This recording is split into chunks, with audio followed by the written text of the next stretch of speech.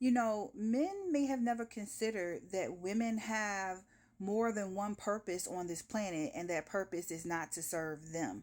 We actually have different things we like to do, different interests, and most importantly, if we decided we wanted to have a relationship, why can't those relationships be reciprocal? For me, I opted out of dating several times, right? And every time I open myself up to go back into the dating arena, what I realize is that men have a certain expectation that women are supposed to be there for them, give things, give of ourselves to them. And when we need things, they're nowhere to be found, or they're busy and they fit us in when they need to. So, of course, me noticing this, and I'm not saying that all men do this. I'm never going to stereotype or say all men do something, but I'm speaking about my experience when I was dating. But I opted out of dating several times.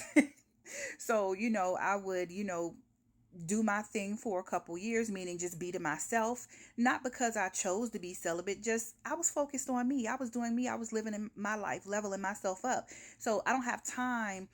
If you got a date based on the numbers, I don't have that much time to put into the game when I'm trying to focus on building myself up and being a better person. I've never depended on a man in my life ever. Okay, ever. I've been on my own since a young age, and the times where I have been in relationships, I've never lived with a man. I don't know what it's like to depend on a man to pay my bills.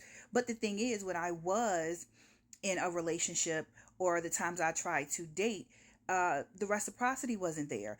And it doesn't take a long time to figure out why I keep trying to have a relationship with people who are not relationship ready, or just simply put, they're self-serving or selfish. If you can't make time for the things that are important to me and you expect me to be there for you, that's a no for me.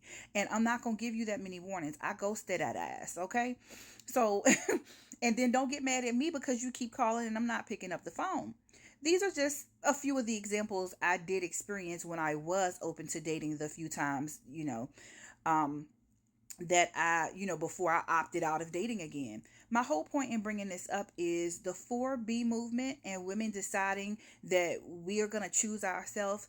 It isn't necessarily just about the fact that women are scared of men, because yes, that's a fact. Women are scared of men because of the different things that have happened to us in our own personal experiences, and then in the experience of the women that we are around on the daily basis. When we share our stories, we realize it's not safe to go out at night when it's dark, or if you're around a lot of men, you need to find a way to protect yourself or get in and out of that situation quickly. Those are day-to-day occurrences that we as women have to know in order to be safe.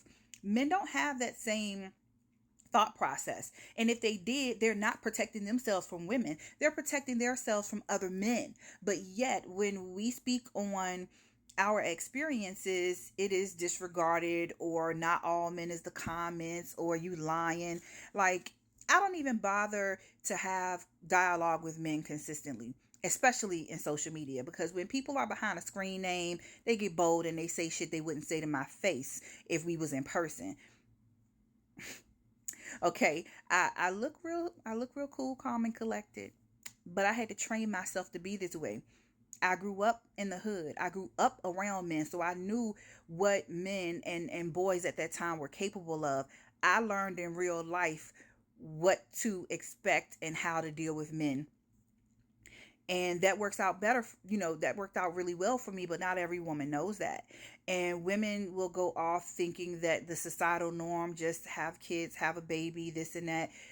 Sis, if it's the relationship you want and it's not reciprocal, do not waste your time. If you're not getting what you need out of it, do not waste your time. Your time is better spent leveling yourself up and figuring out what you want in life and creating a plan on how you can get there by yourself without requiring anything of other people outside of you to get there.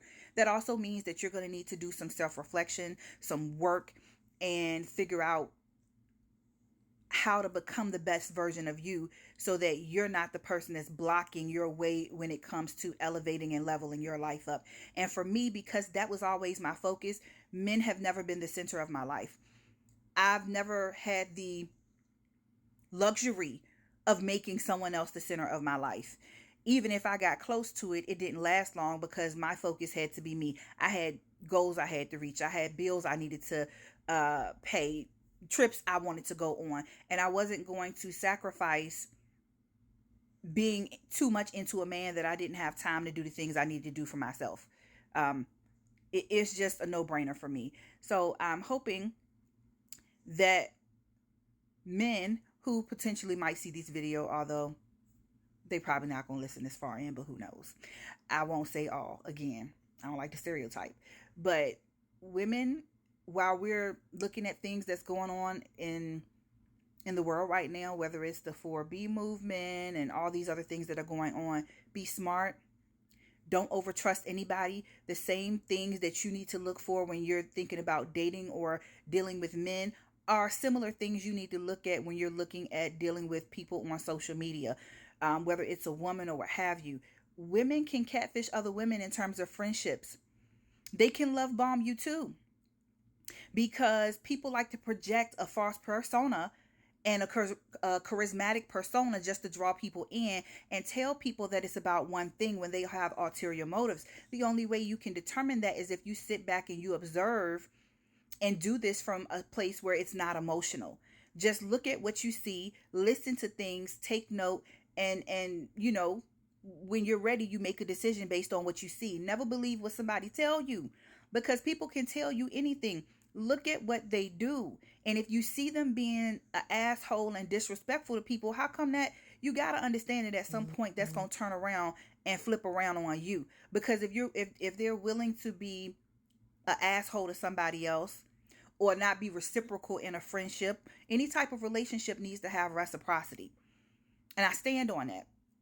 I say that to my close friends. Like, I need to be able to bring something in that benefits you, as well as you being able to do things that benefit me. If there is no reciprocity in it, in any form of a relationship, I don't participate with it. I'm not wasting my time on it.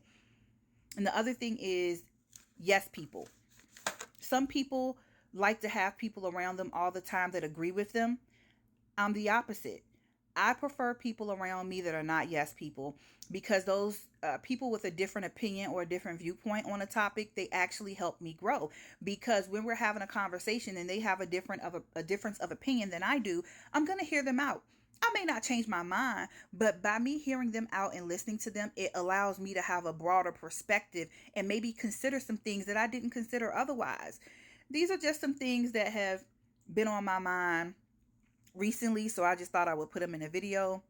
Comment below if you know something's in the video that you found interesting or any topics you want me to elaborate on. But sisters, be careful and be wise. Do not be gullible when it comes to dealing with people in social media and in real life, to be honest.